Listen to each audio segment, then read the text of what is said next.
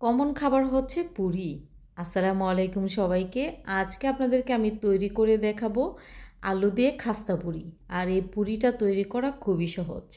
চলুন দেখে নিই রেসিপিটি। প্রথমে এখানে নিয়েছি 1 কাপ পরিমাণে ময়দা আর 1 কাপ পরিমাণে এখানে অ্যাড করছি আটা। আপনারা শুধুমাত্র আটা বা ময়দা দিয়েও এই পুরিটা তৈরি করতে পারেন। তারপর এখানে দিয়েছি 1 চা চামচ পরিমাণে লবণ, 2 টেবিল চামচ পরিমাণে এখানে দিয়েছি পাউডার দুধ, 1 টেবিল চামচ পরিমাণে এখানে অ্যাড করেছি চিনি, আর দিয়ে দিচ্ছি 2 টেবিল চামচ পরিমাণে রান্নার তেল দিয়ে খুব ভালো করে মাখিয়ে নেব।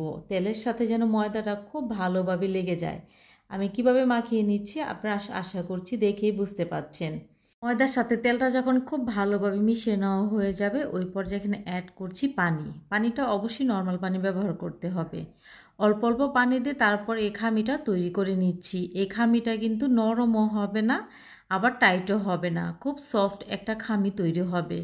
যখন এরকম খামিটা খুব ভালোভাবে আমার মথে নেওয়া হয়ে যাবে ওই পর্যায়ে আমি একটি বেকিং পেপারের সাহায্যে ঢাকনা দিয়ে ঢেকে দেব। তার আগে কিছুটা এখানে তেল মাখিয়ে নিয়েছি আর রেস্টে রেখে দিয়েছি 10 মিনিটের জন্য। আগে থেকে আমি সিদ্ধ করে নিয়েছিলাম আলু, আর এই আলুটা খুব ভালো করে ম্যাশ করে নিচ্ছি। সম্পূর্ণ আলুটা যখন ম্যাশ করে নেওয়া হয়ে যাবে ওই পর্যায়ে চুলাতে আমি একটি প্যান বসিয়ে দিয়েছি। প্যানে দিয়েছি এখানে 1 টেবিল চামচ পরিমাণে ঘি। আর এই ঘি দিয়ে তৈরি করলে কিন্তু খেতে অনেকটা বেশি মজার হয়। তারপরে দিয়েছি এখানে পেঁয়াজ কুচি, শুকনো মরিচের বীজটা ফেলে তারপরে কুচি করে কেটে নিয়েছি।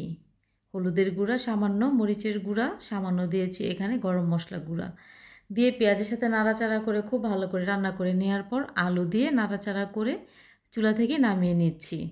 10 মিনিটে আমার খামিটা অনেকটা সফট হয়ে গেছে। তো আমি এক সাইজ করে লেচি কেটে নেব। তো এখানে আমি 10টা লেচি কেটে নিয়েছি আর নেয়ার পর এখন পুরিগুলো তৈরি করে নিব। রেসিপি ভালো লাগলে শেয়ার করার অনুরোধ রইল। আপনি যদি আমার ইউটিউব চ্যানেল থেকে দেখে থাকেন তাহলে সাবস্ক্রাইব করে নেবেন। আর আপনি যদি আমার ফেসবুক পেজ অথবা টিকটক আইডি থেকে দেখে থাকেন তাহলে লাইক ফলো করবেন পরবর্তী ভিডিওটি সবার আগে দেখার জন্য। এখানে আমি কিভাবে পুরিটা তৈরি করছি আপনারা দেখেই বুঝে নিতে হবে। তো এভাবে করে পুরিগুলো আমি তৈরি করে নিচ্ছি আর সবগুলো পুরি এভাবে করে তৈরি করে নেব। আর এভাবে পুরিটা তৈরি করা কতটা সহজ আপনারা আশা করছি দেখেই বুঝতে পাচ্ছেন। তো এভাবে পুরিটা আপনারা তৈরি করে দেখবেন। সবগুলো পুরি হবে খাস্তা এবং ফুলকো। সবগুলো পুরি যখন আমার তৈরি করে নেওয়া হয়ে গেছে এখন গরম তেলে ভাজা করে নিচ্ছি। পুরিগুলো যখন ভাজা করে নেবেন তখন চুলার আঁচটা মিডিয়াম লোতে রেখে তারপরে ভাজা করে নেবেন, তাহলে দেখবেন সবগুলো পুরি হবে খাস্তা। আর এই পুরিটা খেতে অনেকটা বেশি মজার হয়, যে কারণে আলুর পুরটা থাকে অনেকটা বেশি। তাই আপনারা কে কোথায় থেকে আমার এই ভিডিওটি দেখছেন আমাকে কমেন্ট করে জানাতে পারেন, তাহলে আমি বুঝতে পারবো যে আপনারা কে কোথায় থেকে আমার এই ভিডিওগুলো দেখেন। তো এভাবে করে সবগুলো পুরি আমি ফ্রাই করে নিচ্ছি। এখন একটা পুরি আপনাদেরকে আমি ভেঙে দেখাচ্ছি যে ভিতরটা কতটা সুন্দর হয়েছে, আর আলুর পুর দিয়ে কিন্তু পুরিটা ভরা ছিল। এভাবে আপনারা আলু পুরিটা তৈরি করতে পারেন।